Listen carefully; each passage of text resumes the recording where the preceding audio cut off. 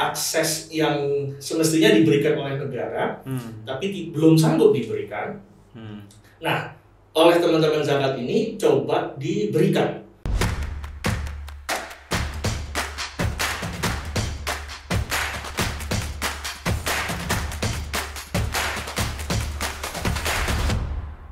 Halo dulur, selamat datang kembali di kanal Kolase Konstitusi. Hari ini pembicaraan kami agak berbeda. Kita agak geser ke kanan sedikit karena bicara sesuatu yang agak-agak religius begitu. Kita ngomongin soal zakat nih. Kedatangan kawan lama Ari Barano. Siap Mas Danan, terima Thank kasih. you bro, sudah mau datang di sini. Siap, sudah diundang, terima kasih Bang. Siap, apa kabar? Alhamdulillah, Baik ya. masih ngurusin zakat. Itu dia yang pengen gue tanya dari lo. Setahu gue kita itu ketemu untuk urusan undang-undang, Iya. DPR gitu ya. Iya.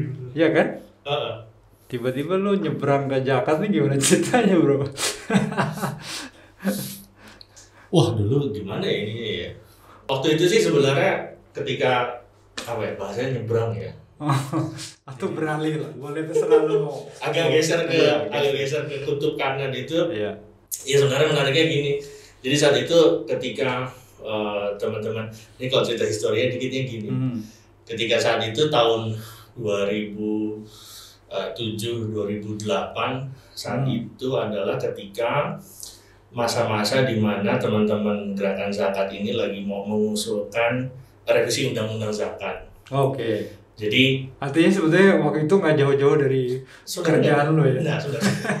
Iya, gak jauh dari passion, gak jauh dari kerjaan. Ngawasin undang-undang, Iya. memberikan masukan terkait dengan konten Oke. dan segala macam. Jadi ketika undang-undang zakat pertama tahun 99 nomor 38 itu diundangkan, saat itu memang reaksinya ada dua reaksi yang sebenarnya. Ada dua kelompok yang Bukan dua kelompok. Jadi responnya adalah yang pertama mensyukuri karena ini adalah pertama kalinya urusan zakat itu di-recognize sama negara Oke. melalui Undang-Undang 3899. Tapi Oke. respon keduanya ketika membaca kontennya ternyata memang konten undang-undang tersebut kurang bisa mengakomodir aspirasi. Maka saat itu ketika sudah berjalan 3-4 tahun ada aspirasi untuk mencoba Revisi. mengelevate undang-undang tersebut. Nah, disitulah saat itu gue masuk untuk coba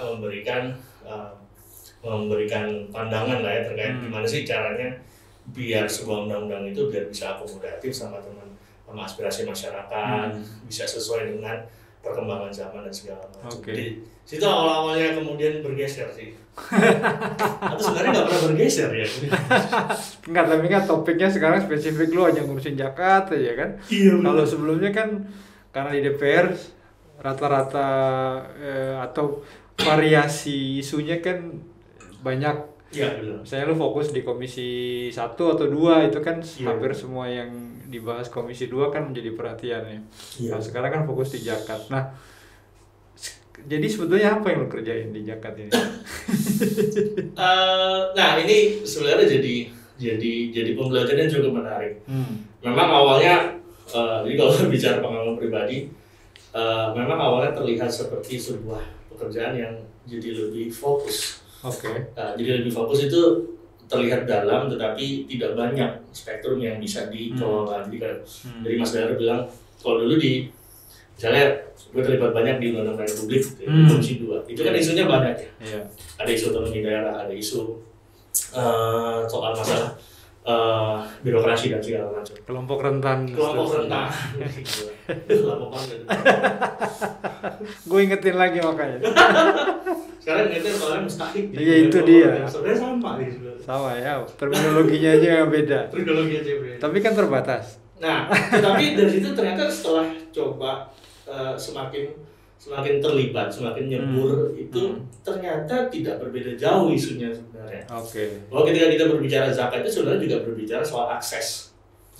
Akses yang semestinya diberikan oleh negara, tapi belum sanggup diberikan. Nah, oleh teman-teman zakat ini coba diberikan.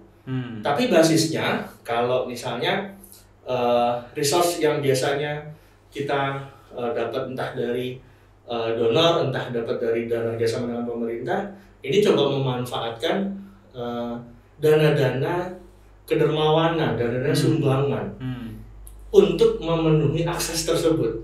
Jadi ternyata jadi kemudian ketika ini, jadi kalau bicara pengalaman sekali lagi ya, ternyata isunya nggak berbeda jauh gitu loh Mas.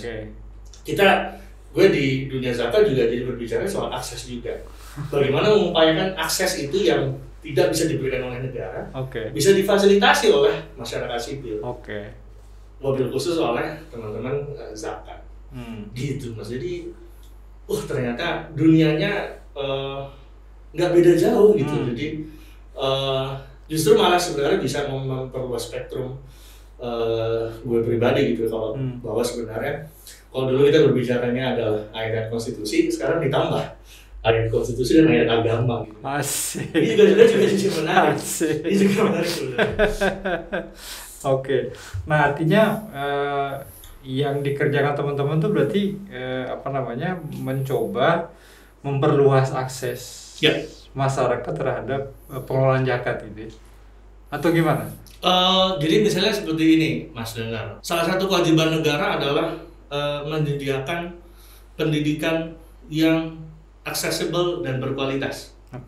Konstitusi sudah menyatakan bahwa 20% APBN adalah untuk dialokasikan untuk sektor pendidikan. Tapi ternyata kan dalam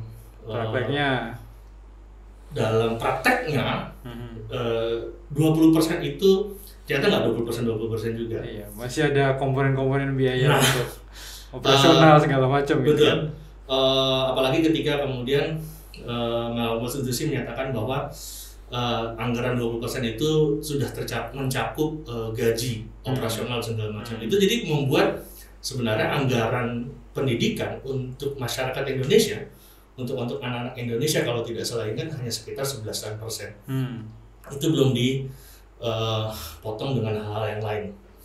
Nah, ketika negara kemudian belum bisa memberikan akses itu kalau di dalam perspektif kita itu bisa berbentuk infrastruktur, bisa berbentuk akses sistem pendidikan yang berkualitas, atau yang ketiga adalah memberikan akses terhadap guru dan pengajar yang baik.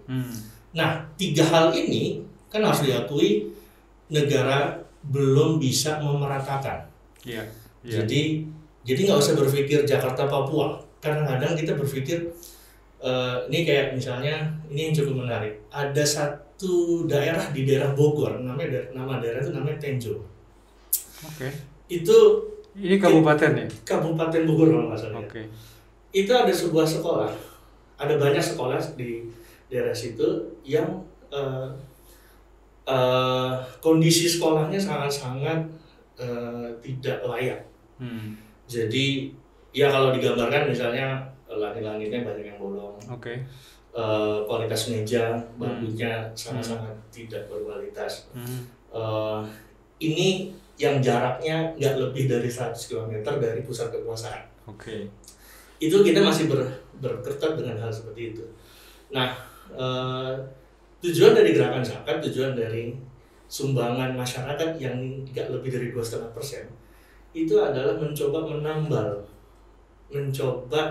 mengisi ruang-ruang kosong yang memang pemerintah belum bisa sediakan. Yang pemerintah belum bisa, dan kita ini bukan dalam konteks kita sedang mengkritik, enggak, justru kita sedang membantu.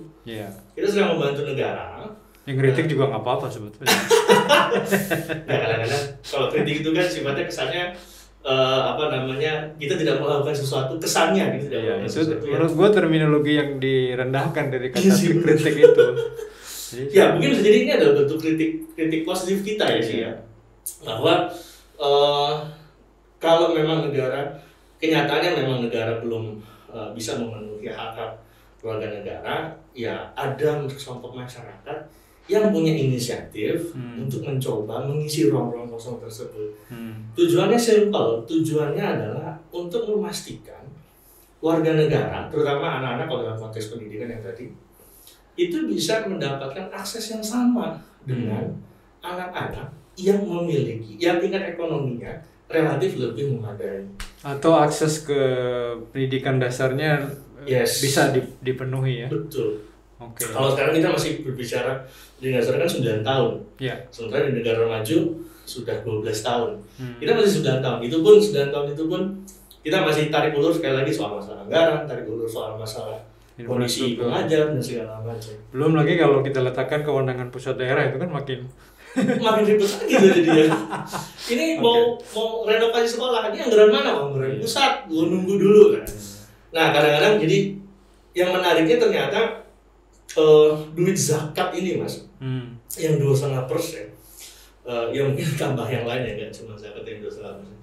Itu sebenarnya punya keluasan yang cukup enak sih sebenarnya. Dengan kita misalnya melakukan public engagement yang lebih luas, masyarakat diajak untuk terlibat secara aktif untuk melakukan pembangunan, itu bisa mempercepat proses. Dari yang tadi misalnya harus menunggu anggaran dari pemerintah butuh 6 sampai 7 8 bulan.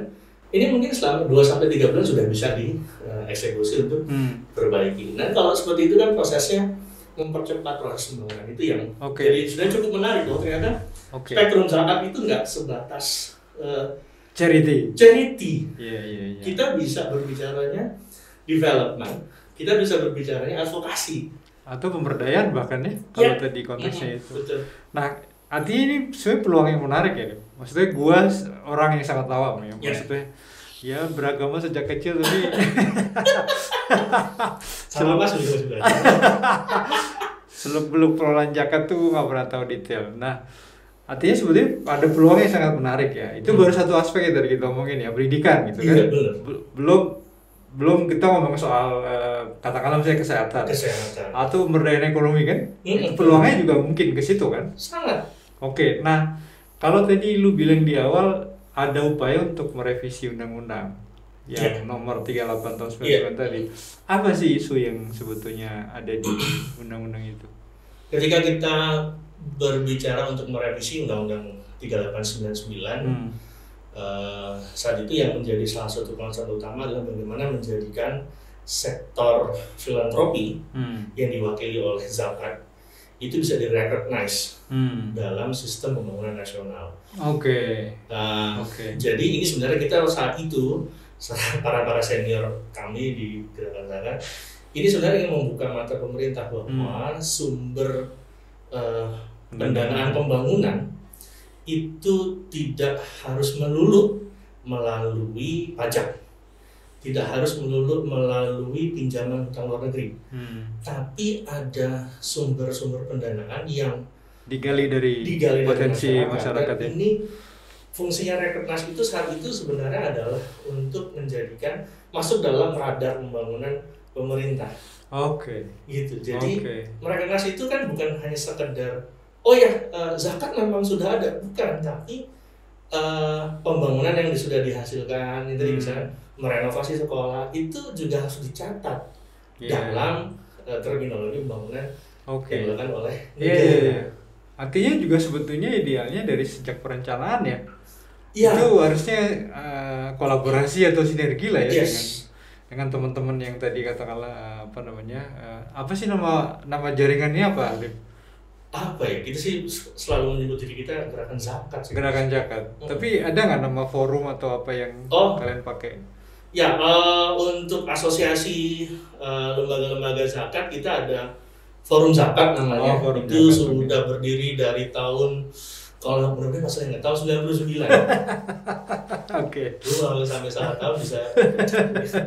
Dari tahun 99 kita sudah lumayan ya? Iya, sudah. Saat itu diisi oleh anggotanya, pendirinya itu ada 11 lembaga. Yang dari 11 lembaga itu kalau tidak salah hitung hanya 3 yang masih bertahan. Sisanya sekarang.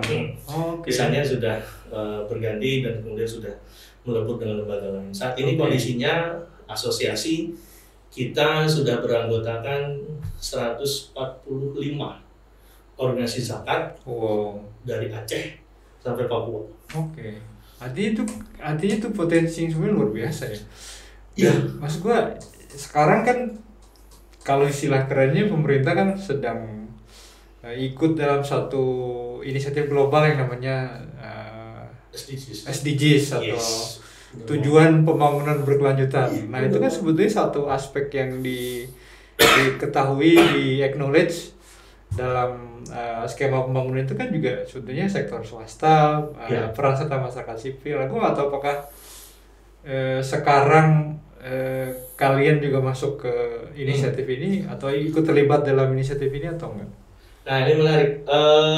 Saya kebetulan di setahun 2 tahun terakhir ikut suka nimbrung di dalam forum-forum SDGs yang diselenggarakan oleh negara, dan waktu itu sempat hadir tahun 2019 tahun lalu di Bangkok, pertemuan Asia Pasifik SDGs.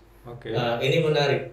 Alhamdulillahnya pemerintah Indonesia di report resmi tahun 2019 dan 2020 itu sudah memasukkan inisiatif masyarakat melalui sektor kedermawanan. Jadi termasuk di dalamnya adalah pengelolaan zakat. Jadi tidak hanya yang direkognize, yang dari itu memang tidak hanya zakat, tapi sumbangan-sumbangan lain. Jadi tidak hanya berbasis keagamaan, tapi juga sumbangan-sumbangan lain yang sosial. Artinya dia masuk ke satu grup filantropi kali ya? Betul. Jadi dan itu kita sangat mengapresiasi sekali kemauan pemerintah untuk merecognize ini.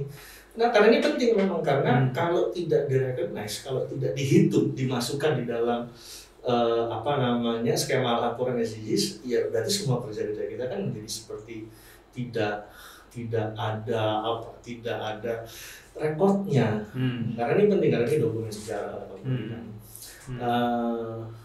ya, tapi sekali lagi itu kan text time ya. Jadi kita sampai bisa merecognize itu. Coba bayangin dari tahun 2007 gue masuk sampai baru recognize tahun 2019-2020. Oke. Bukan kayak kita udah biasa ya kan? Sangat biasa. Tapi akhirnya setelah gue ngomong ini, baru sadar, ternyata prosesnya lama juga ya. Mungkin karena teman-teman menjalaninya dengan mungkin enjoy dan memang punya motivasi yang lebih kuat, jadi ya sudahlah, jalanin aja dulu gitu kan? Iya, betul. Dan ya gue sih membayangkan ya, kalau kita melihat respon masyarakat penerima manfaat itu pasti sesuatu yang nggak bisa kita kompensasi dengan apapun kan? Iya, betul. Jadi kadang-kadang kalau kita berbicara soal melihat dampak dari penerima manfaat dari kita menyebutnya mustahik. Dari para mustahik ini, ketika kita misalnya bisa ubah kondisi dia dari tadinya ada di bawah garis kemiskinan menjadi sedikit di atas garis kemiskinan, itu bagi kita sebuah pencapaian yang luar biasa. Karena ternyata memang mengubah kondisi seseorang dari tadinya dia tidak punya apa-apa menjadi memiliki aset, itu nggak simpel ternyata. Iya. Karena yang kan, kalau mungkin ada sebagian orang berpikir, ya sudah kasih aja misalnya bantuan selama 1 tahun, 2 juta per bulan, kan nanti lama-lama jadi mandiri, bisa kaya sendiri. Enggak, ternyata yang harus diubah yang paling sulit adalah mengubah persepsi dan mental. Betul. Saya kalau kebetulan gue kan nggak terlalu, bukan di bagian tim lapangan ya, tapi kalau kita sering diskusi dengan teman-teman pendamping kelompok masyarakat, kita berbicara dengan pendamping desa, selalu tantangan terbesarnya adalah mengubah mindset. Tadinya malas menjadi mau kerja, itu juga susahnya minta ampun. Kita bahkan dulu kalau teman-teman ekonomi ya, kalau di Dompet Duafa misalnya, itu bahkan 6 bulan pertama itu sama sekali tidak ada bantuan uang sama sekali. 6 bulan awal itu difokuskan buat mengubah mindset dulu. Persiapan dia menerima bantuan ya? Iya, benar. Kan kita nggak mau kalau jangan sampai tiba-tiba kita kasih uang dari tadi ya anggapnya nggak punya uang, tiba-tiba dikasih uang, kan pasti ada mental shock gitu ya. Tiba-tiba uang. Ya, tapi gue pikir gimana gini bro, hampir di semua skema program bantuan ya, apapun itu, terutama kalau kita misalnya letakkan di program pemerintah ya, program bantuan sosial yang sekarang itu ada, kan memang tantangannya selalu di situ. Bagaimana orang dengan jangka waktu tertentu itu kemudian ditargetkan mandiri. Yes. Itu kan bukan perkara yang mudah. Sangat nggak mudah. Apalagi kalau program pemerintah kan didekati dengan skema-skema yang agak lebih rigid kan, lo kebayang. Oke, nah, gue juga pernah baca nih, Lim. Beberapa tahun yang lalu, gue lupa tepatnya ya, itu teman-teman juga sempat melakukan judicial review ya. Iya, Mahkamah Konstitusi. Itu isunya apa sebetulnya ya? Jadi ini kalau balik, jadi pas kita mau merevisi Undang-Undang 3899, kita kan bikin dokumen-dokumen kontrol legal drafting, Oke. standar gitu lah. Dunia LSM lo bawa ke situ ya? Betul, saya bawa ke situ. Itu luar biasa itu. Tapi oke lah. Kita bikin kontrol legal drafting, kita bikin FGD, kita bikin forum lobby dan segala macam. Jadi ketika proses dari tahun 2009-2010 ketika mulai intensif di DPR, kita mulai pemantauan. Awal-awalnya sih kontennya cukup mengakomodir keinginan. Oh, ini waktu pembahasan revisi ya? Iya, waktu pembahasan revisi. Itu draft yang keluar dari Komisi 8 saat itu cukup appreciate kita sebenarnya. Misalnya sudah menempatkan posisi lembaga zakat bentukan masyarakat dan namanya LAZ dalam posisi yang sejajar dengan pemerintah. Kemudian kita sempat mengusulkan bagaimana kalau skema tata kelolanya itu seperti perbankan. Jadi ada BI, jadi ada Badan Zakat Indonesia yang tugasnya seperti BI, Bank Sentral yang meregulasi lembaga-lembaga zakat, baik itu lembaga zakat pemerintah maupun lembaga zakat masyarakat. Nah, betul. Jadi diposisikan sebagai sama-sama operator lembaga zakat pemerintah. Ini regulatornya. Ini regulatornya. BI kan tidak mengumpulkan uang. Betul. BI nggak punya ATM. Nah, saat itu kita berpikir Badan Zakat Indonesia juga gimana kalau tidak mengumpulkan, tapi tugasnya meregulasi, melakukan pengawasan, building, dan lain sebagainya, termasuk international network. Berjalan waktu, ada satu masa di mana tiba-tiba draft yang keluar itu berubah 180 derajat. Tata kelola tidak lagi ada Badan Zakat Indonesia, tapi langsung dikelola oleh Basnas yang tidak hanya punya kewenangan untuk mengumpulkan, tapi juga meregulasi anggota di bawah, termasuk lembaga zakat masyarakat. Artinya kalau dengan ketentuan itu maka seluruh inisiatif masyarakat dalam pengelolaan zakat dia harus ada di bawahnya Basnas. Iya, jadi kalau bahasa undang-undangnya itu tugas LAS adalah membantu Basnas. Nah, kalau lo baca definisi membantu di penjelasan pasalnya sudah jelas. Cuma saat itu memang kita mengkhawatirkan jangan sampai kemudian berlakunya sistem subordinasi. Karena kalau sistem subordinasi ini kan yang kita khawatirkan bukan berarti kita tidak mau dikoordinir. Yang kita khawatirkan sebenarnya cuma satu, terjadi birokratisasi pengelolaan dana zakat. Yang berarti kalau ada birokratisasi, ini memperpanjang waktu kita membantu masyarakat. Betul. Nah, disitulah gue juga kemudian kebayang, artinya skala prioritas peruntukannya juga bisa jadi diatur kan? Bisa jadi diatur, benar. Kalau kemudian misalnya negara, kita ke arah pembangunannya kesehatan, sementara yang sedang ini siapa tahu pendidikan. Betul. Atau misalnya ada lembaga yang sebenarnya lebih senangnya ke arah ekonomi. Kan nggak bisa dikelola, nggak bisa diatur sebenarnya seperti itu. Nah, saat itulah kemudian sebenarnya banyak ada, saya kalau tidak salah ada 5-6 poin sebenarnya yang menjadi keberatan kita. Saat itu kemudian lah ketika Undang-Undang Nomor 23 tahun 2011 itu diketok palu, yang isinya itu berbeda 180 derajat dengan apa yang menjadi aspirasi masyarakat. Tidak lama kemudian tahun 2012 kita mengajukan uji material ke Mahkamah Konstitusi. Yang salah satu yang misalnya kontennya yang pertama adalah kritik kita terhadap undang-undang itu yang menempatkan Basnas dalam posisi memiliki kewenangan fungsi meregulasi, mengkoordinasi maupun juga sebagai operator. Buat kita ini seperti menyalahi asas pemerintahan yang baik kali ya, kalau mungkin bahasa akademiknya. Atau bahasa lain sebenarnya kita agak sedikit ragu, kita gamang ini kok kenapa ada sebuah lembaga yang sama-sama bisa menggait dana publik, tapi juga bisa mengatur orang-orang yang bermain.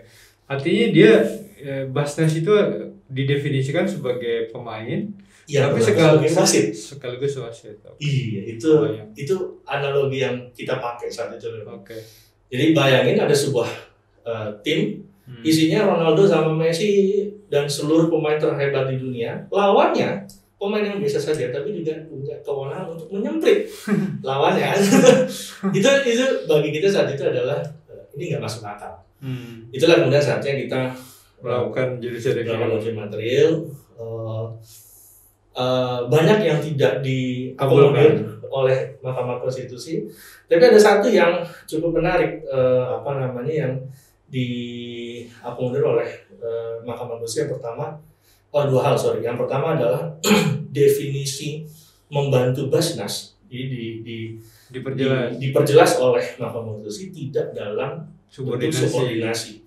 Tapi dalam hal adalah berkolaborasi dalam hal untuk mengumpulkan dan mendayagunakan dana zakat. Clear buat kita, tidak ada subordinasi. Poin yang kedua adalah Mahkamah Konstitusi membuat ini lagi terkait dengan persyaratan pendirian lembaga zakat.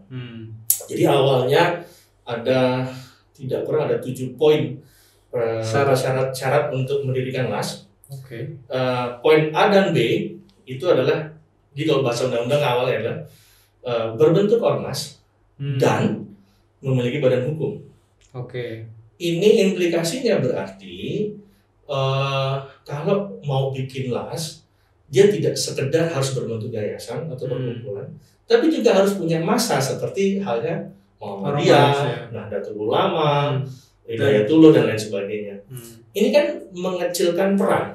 Ini kan membuat ruang masyarakat untuk mendirikan LAS itu jadi diperkecil ruangnya. Sulit. Dan sebetulnya kan kalau koreksi kalau gue salah ya. Kalau gue membayangkan sebetulnya dalam pengelolaan zakat itu kan nggak butuh masa yang banyak kan sebetulnya. Dia butuh keahlian, manajemen, dia butuh memegang prinsip-prinsip akuntabilitas gitu kan, sehingga bertanggung jawab kepada pemberi zakat, lalu transparan kan, melaporkan kembali baik penerimaan maupun penggunaannya kan gitu ya. Jadi apa gunanya harus punya masa banyak, mungkin juga kantor-kantor cabang. Nah, keputusan Mahkamah Konstitusi adalah menyatakan pasal persyaratan ini tidak berlaku kumulatif, tapi opsional. Jadi boleh memilih mau berbentuk ormas, lembaga zakat tersebut, atau berbentuk badan hukum yang lain. Ini kita apresiasi, berarti ini membuat ruang geraknya jadi lebih leluasa untuk mendaftarkan. Karena gini Mas, kalau di dalam Undang-Undang 23 itu, kalau mengelola zakat tanpa izin dari pejabat yang berwenang, itu kena sanksi pidana badan, Mas. Lu bisa dipenjara minimal, mudah-mudahan nggak salah ingat, 5 tahun, dan denda maksimal 500 juta. Itu artinya dikategorikan pidana ya? Iya. Pidana umum. Padahal niatnya membantu sebetulnya. Tapi undang-undang ini menempatkan, ini juga sebenarnya kita juga dalam proses untuk mengkritik soal pasal pidana ini. Undang-Undang 23 2011 itu menempatkan masyarakat yang berinisiatif membantu orang miskin itu bisa kena penjara, bisa masuk penjara atau kena pidana kalau dia nggak lapor. Kita ngebayangin, yang sedang kita bayangkan saat itu adalah bagaimana nasib guru-guru ngaji yang misalnya dia nggak melakukan kampanye nih, tapi orang tua yang nitipin, Pak Ustadz tolong ini dana zakat saya, tolong nitipin ke anak yatim. Ya udah, sama ustadz tersebut disalurkan. Ustadz tersebut kalau nggak lapor, kiai tersebut kalau nggak lapor, dia bisa kena pidana karena dia melakukan kegiatan zakat mengumpulkan dan menyalurkan tanpa izin, tanpa dia mendaftarkan dirinya atau organisasinya kepada pemerintah. Sorry, pasal ini adanya di Pasal Undang-Undang 23 2011. Soal pengelolaan zakat. Sebagai revisi 3899 tadi. Oke. Seingat gue ya di 3899 itu pasal pidana ada, tapi bagi seseorang yang menyelewengkan. Nah itu kan sebetulnya. Nah itu nggak apa-apa. Dan itu sebenarnya di KUHP kan juga. Nah di KUHP ada, di Undang-Undang Yayasan ada, cek di Undang Yayasan ada. Tapi di Undang-Undang 23 ini tidak hanya yang menyelewengkan, tapi juga yang nggak lapor, tapi nggak lapor, tidak punya izin, itu bisa kena pidana. Ini yang sampai sekarang kita kritik habis-habisan. Nggak bisa sebenarnya, dan jangan sampai negara menjatuhkan sanksi kepada masyarakat yang punya inisiatif. Ini, nah, gue sebenarnya pengen jadi tertarik untuk kenapa zakat ini sangat erat hubungannya sama hak warga negara. Bagi gue secara pribadi, zakat itu pasal 29 di konstitusi. Kemerdekaan beragama untuk menjalankan agama dan kepercayaannya. Pasal 2-nya, tugas negara dan melindungi kemerdekaan beragama tersebut. Nah, kalau kemudian ekspresi keagamaan itu diancam dengan pasal pidana hanya karena dia tidak mendaftar, ini kan sebenarnya tidak ada rancu. Iya, dan sebetulnya kan juga teman-teman ikut membantu pemerintah mengamalkan pasal anak yatim dan pakai wisuda atau dipelihara oleh negara. Iya kan? Iya betul. Yang tadi di awal lo sebut bahwa negara belum maksimal sebetulnya memenuhi hak dasar warganya. Nah, di sini ada potensi masyarakat yang sebetulnya mestinya diajak, di-acknowledge gitu ya, difasilitasi, tapi kemudian kesannya jadi malah dipersulit dengan ruang geraknya paling tidak ya, dengan beberapa klausul pasal. Gue bayangin gini, sebetulnya kan kalau melihat situasi hari ini, mungkin karena definisi bukan zakat ya, jadi mungkin agak lebih luas. Kan kita lihat pada Kita Bisa, ada Indonesia Membantu, itu kan sebetulnya juga satu model inisiatif yang dikelola oleh masyarakat untuk saling membantu ya, meskipun itu relatifly menurut gue sih pemadam kebakaran lah gitu ya. Iya kan? Tapi itu oke, itu keren banget menurut gue ya. Ada orang butuh pengobatan misalnya, diupload di Kita Bisa, kemudian orang disumbang. Nah, itu kan sebetulnya karena mungkin terminologinya bukan zakat ya kan. Jadi mungkin jadi lolos dari pasal tadi itu. Bisa lolos. Nah, karena menurut gue sekarang dengan situasi teknologi informasi kayak gini, orang nggak perlu juga lu secara birokratis ngelapor ya kan. Lu punya platform, kan sekarang crowdsourcing ya kan, semua orang bisa menggali sumbangan dari mana saja gitu, sepanjang orang rela dan concern sama isu yang sedang dipost katakanlah, ya orang bantu aja gitu. Dan itu menurut gue keren sih gitu. Dan apalagi kan kalau selama pandemi gini kan justru itu yang sangat dibutuhkan kan. Saling bantu sesama tetangga dalam satu lingkungan gitu. Nah, dan toh itu juga tahu pemerintah nggak bisa berbuat banyak gitu. Kita udah tahu lah pemerintah ngadepin masalahnya sendiri juga udah ribet kan, soal ekonomi, soal meningkatnya pengangguran, pertumbuhan ekonominya minus gitu kan. Nah, tapi kalau balik ke soal zakat, jadi sekarang tantangan yang lo lihat apa nih dalam dunia yang lo gelutin sekarang ini? Kalau dalam konteks mengelola relasi antara negara dengan masyarakat dalam hal pengelolaan zakat, tantangan utamanya itu tadi. Negara yang pertama adalah catatannya belum bisa memberikan payung hukum yang baik terkait dengan pengelolaan zakat. Yang kedua, ruang fasilitasi negara terhadap inisiatif masyarakat untuk mengelola dana-dana publik tersebut juga belum dibuka secara lebar. Ini ada kaitannya nanti misalnya terkait dengan insentif pajak misalnya. Kalau di negara maju itu dana sumbangan tax credit sih Pak. Kalau di kita masih tax deduction. Bahkan tax credit itu kalau di undang-undang tidak salah menangkap data ya, Di Amerika itu bahkan tax credit itu tidak hanya diberikan kepada penyumbang, tapi kepada organisasi yang recognize oleh negara, yang mengelola dana dengan baik, secara transparan, akuntabel, itu juga bisa mendapatkan insentif pajak. Kita belum. Di Indonesia masih berlaku tax deduction dan juga tidak diberikan ada insentif apapun kepada organisasi-organisasi masyarakat yang berinisiatif. Sehingga ketika poin 1 dan poin 2 itu kita akumulasi, kita sekarang berbicara soal masalah hak kita itu masih belum diakomodir sebenarnya dengan secara baik. Jadi jangankan kita bermimpi bahwa hak tersebut diakomodir, yang dipakai bahasanya, yang mungkin harus sekali mungkin hanya oknum ya, itu pasal-pasal pidana. Ayo loh Anda kalau nggak daftar, Anda kena pasal pidana. Itu kan sebenarnya komunikasi yang kurang pas ya. Yang pokoknya kalau misalnya kita berbicara soal mau daftar ya sudah, fasilitasi saja masyarakat untuk mendaftar sebanyak-banyaknya.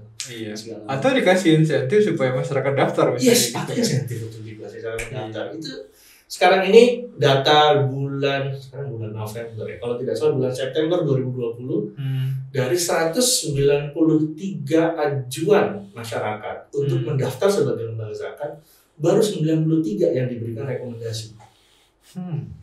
Oke. Nah, itu juga persoalan lain kan? Itu persoalan.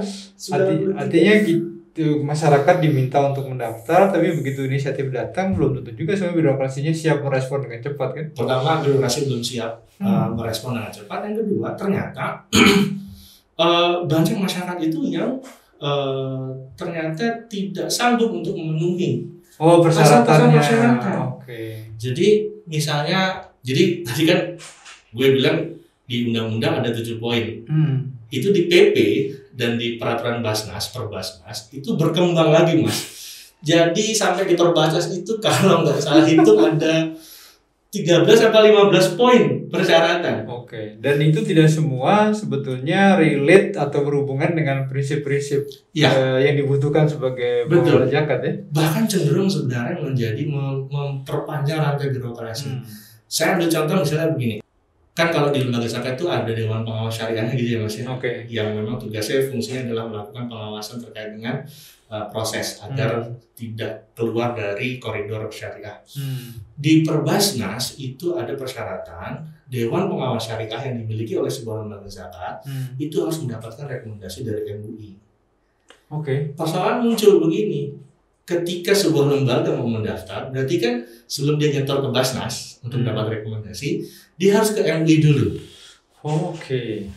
Nah, berarti itu kan, makanya tadi saya bilang ini memperpanjang tentang birokrasi. Itu yang pertama. Yang kedua, misalnya lagi terkait dengan kewajiban menyertakan BPJS, asuransi kepegawaian maupun asuransi kesehatan. Nyatanya, faktanya tidak semua lembaga itu mampu menyediakan asuransi. Masalahnya kalau dia tidak mendaftar, kan pasal pidana nih. Mau tidak mau kan harus mendaftar. Tapi tidak semua lembaga itu punya kemampuan untuk menyediakan asuransi. Atau yang paling krusial, kewajiban untuk menyediakan laporan audited. Itu lebih ribet lagi. Itu memang artinya ini ya cara pandang itu kota besar banget ya. Iya, benar banget. Jakarta sentris sih kira-kira gitu Mas. Kalau untuk mungkin dompet duafa gitu yang pengumpulannya alhamdulillah cukup besar, punya resource yang cukup untuk misalnya mengundang akuntan publik, akuntan auditor eksternal untuk mengaudit keuangannya. Bayangkan sebuah lembaga yang pengumpulannya bisa 1 tahun 2-3 miliar, yang misalnya 70-80% dana yang dikumpulkan itu benar-benar disalurkan kepada mustahik. Dia tidak punya saving yang cukup untuk membayar kantor audit. Atau misalnya gue ngebayangin gini, seorang kiai pengelola pondok pesantren gitu ya, karena dia dipercaya oleh masyarakat maka dititipkan uang zakat kepadanya gitu kan. Gue kebayang, nah gue kan cuma menerima amanah gitu. Sampai juga gue dapat kewajiban administratif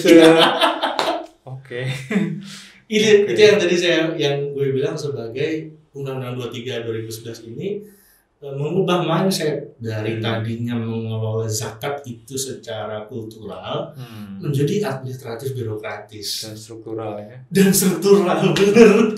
Oke. Wow. Kalau nggak ada pasal pidana sih sebenarnya nggak ada persoalan, tapi masa ada pasal pidana itu loh yang jadi bikin ngeri juga. Dan sebetulnya argumentasinya, gue belum kebayang sih kenapa kalau orang nggak lapor itu kemudian harus dipidana gitu, kena ancaman pidana. Argumentasinya apa coba? Kita waktu di Mahkamah Konstitusi sebenarnya berusaha, kita kan sudah itu juga kita kritik ya, jadi pasal pidana dalam undang-undang zakat itu sebenarnya kita juga mintakan untuk dicabut oleh Mahkamah Konstitusi. Jawaban pemerintah saat itu, seingat gue ya, itu sangat-sangat tidak memuaskan. Itu dianggap sebagai memang bahasa maksudnya benar. Ini bagi pemerintah, ini bagian dari upaya untuk menjamin transparansi dan akuntabilitas dengan ancaman pidana. Oke. Dan itu kan jawaban itu sangat-sangat tidak memuaskan. Apa korelasinya? Iya. Mengancam masyarakat untuk transparan. Sementara sebenarnya core bisnis yang lembaga zakat, kepercayaan. Pasti kepercayaan. Benar. Kepercayaan itu nggak mungkin muncul kalau nggak transparan. Betul. Pasti transparan kok. Betul. Kalau nggak transparan, udah pasti ditinggalin sama donatur. Gitu. Iyalah, ya gini lah analogi sederhananya kan. Kalau takmir masjid setiap Jumat umum itu kan dia bukan karena takut karena ancaman pidana kan? Bukan. Karena kewajiban. Iya. Harus lapor. Betul. Dan menjaga kepercayaan. Menjaga kepercayaan jamaah. Ya artinya itu memang logika yang gua nggak tahu ya. Apakah memang gue yakin sebenarnya pemerintah memahami itu lah ya. Bahwa sebetulnya dunia pengelolaan zakat, bantuan sosial yang diinisiasi oleh masyarakat itu kan sebetulnya punya dalam tanda petik hukum kausalitas sendiri kan. Betul. Kalau kita nggak dipercaya maka orang akan nyumbang lewat kita. Iya, tentu saja kan begitu. Betul. Maka insentif yang paling besar bagi lembaga pengelola zakat katakanlah atau model-model bantuan sosial yang lain kan adalah menjaga kepercayaan kan. Nah konsekuensi atau upaya yang paling minim untuk menjaga kepercayaan itu kan melaporkan. Kami dapat duit segini nih. Ya.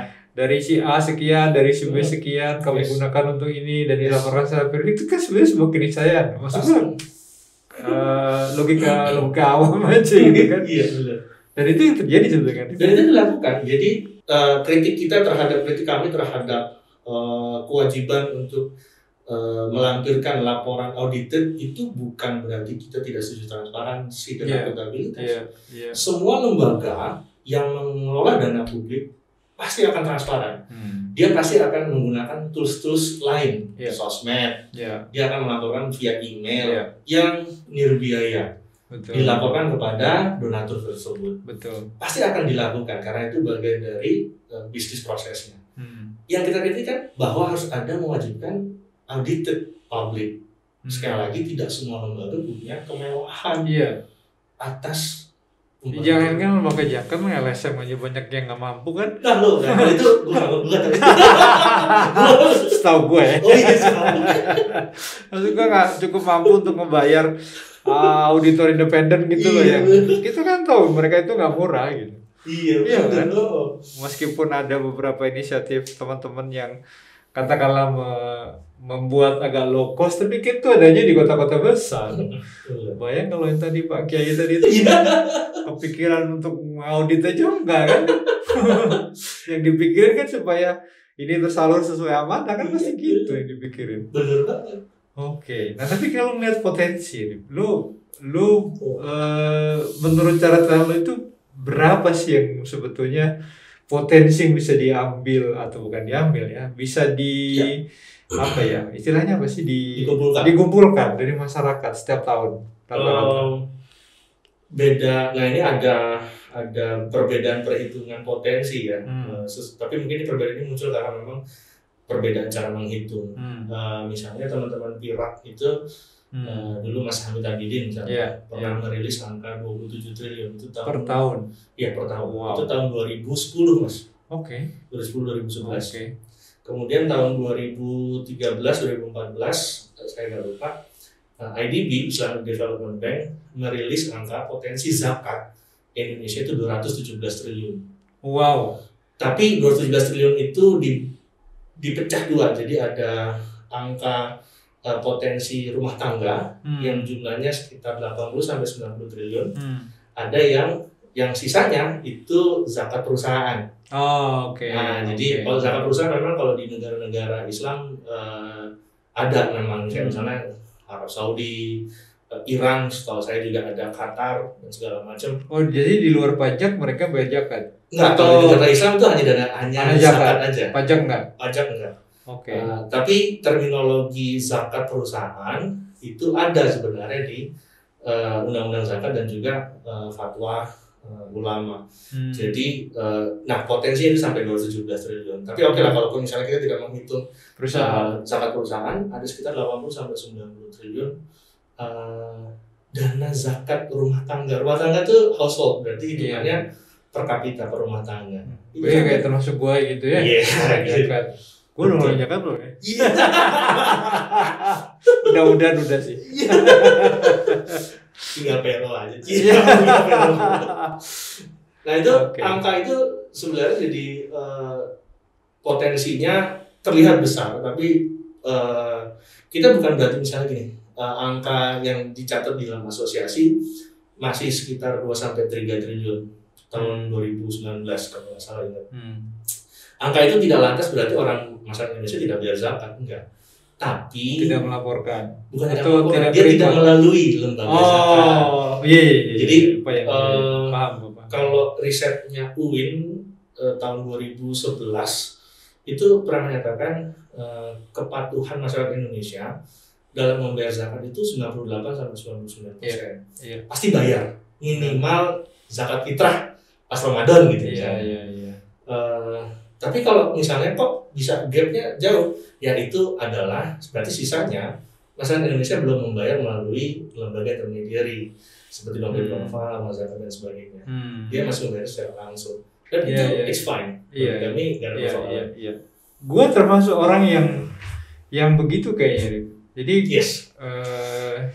karena melihat sekeliling dulu ya, itu kadang-kadang kan udah deh langsung aja kita misalnya kita share ke tetangga misalnya gitu. Tapi meskipun untuk beberapa momen itu kadang-kadang kita melalui lembaga pengelola zakat juga. Misalnya kalau pas terutama kalau misalnya kurban. Ya, kurban. Atau kalau ada bencana. Ya. Meskipun mungkin itu nggak masuk zakat ya kalau bencana kan masuknya sedekah mungkin. Iya, masih benar gue. Masih benar. Alhamdulillah gue masih benar. Oke, artinya dengan potensi sebesar itu, ini kalau dikelola dengan lebih maksimal, kita sebetulnya selesai kayaknya ya. Paling tidak, ya kita lebih baik lah.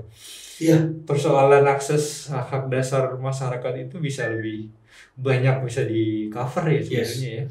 Kita punya mimpi yang sama Mas. Jadi kalau kita bermimpi kalau masyarakat Indonesia tingkat literasi zakatnya sudah sangat tinggi.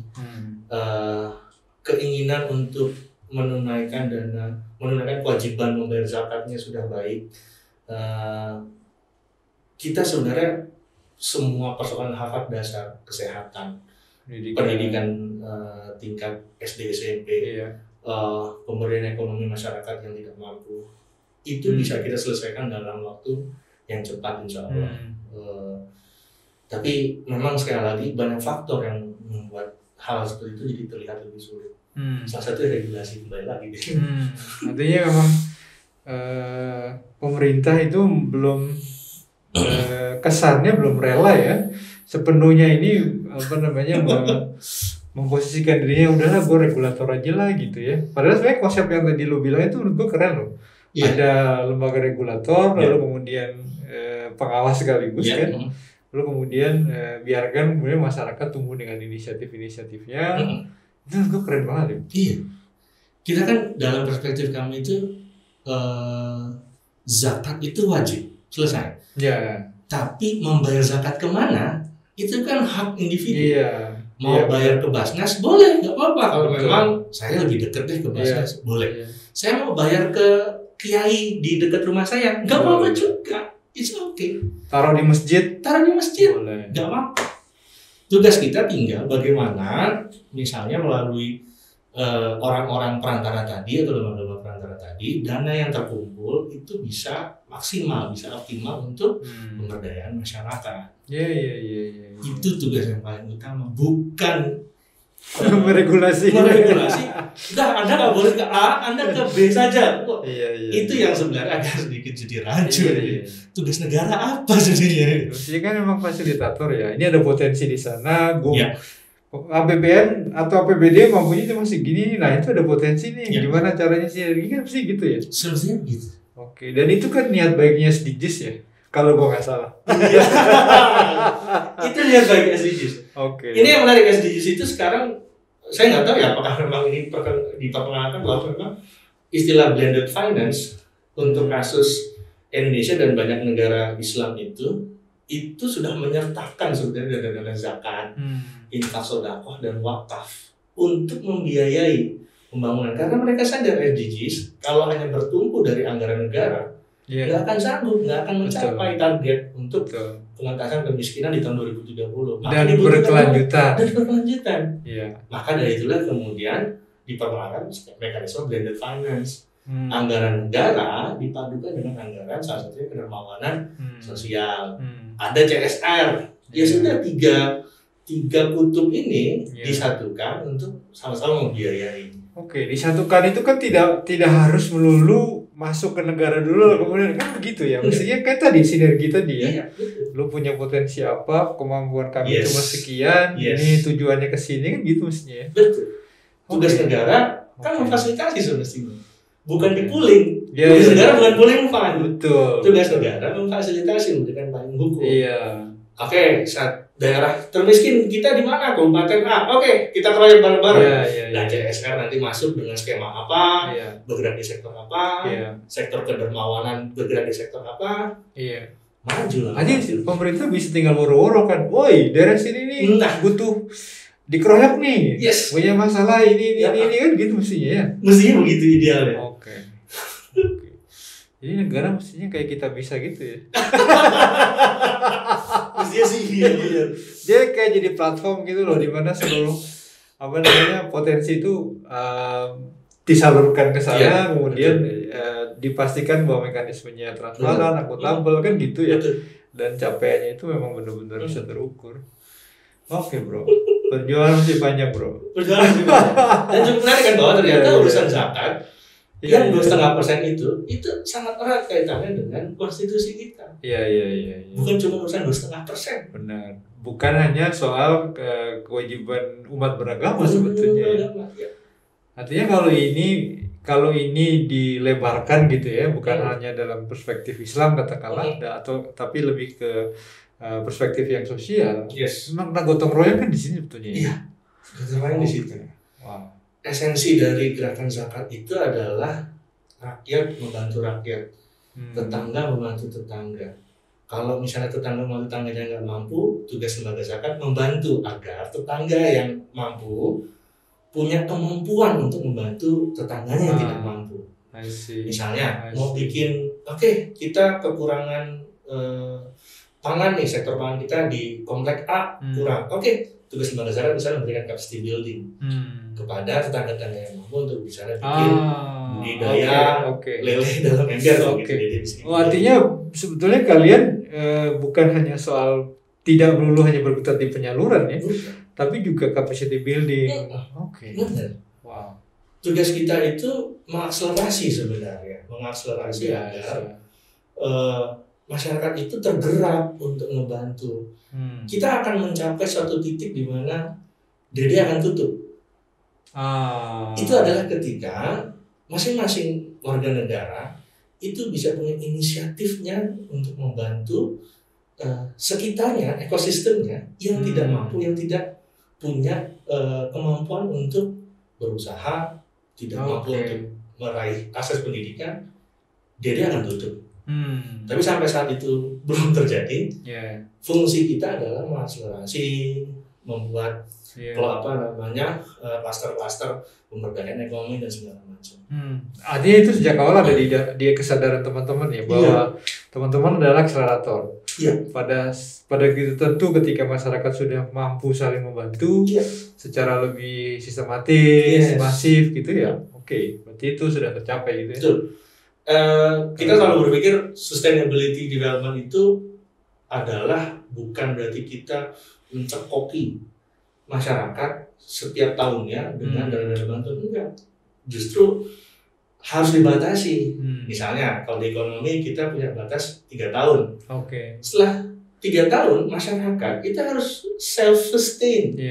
Dia harus bisa memanfaatkan modal-modal sosial yang ada di sekitarnya, dia harus memanfaatkan apapun yang ada di dalam lingkungannya, ekosistemnya untuk dia bisa melakukan pembangunannya secara sendiri. Tugas kita cukup mengakselerasi.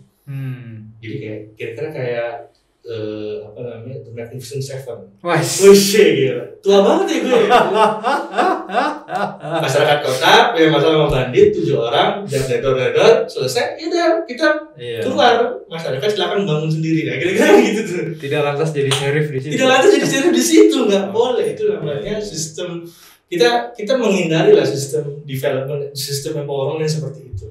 Empowerment yang paling baik itu adalah kita menumbuhkan local champion di masyarakat di situ. Tugas misalnya kalau kita menanam orang dari eksternal, tugasnya hanya mengakselerasi, capacity buildingnya dibangun, pengorganisasian masanya diperkuat, bagaimana sistemnya nanti ke depan biar lebih ajak, biar lebih sustain. Tugas kita hanya di situ aja, Mas.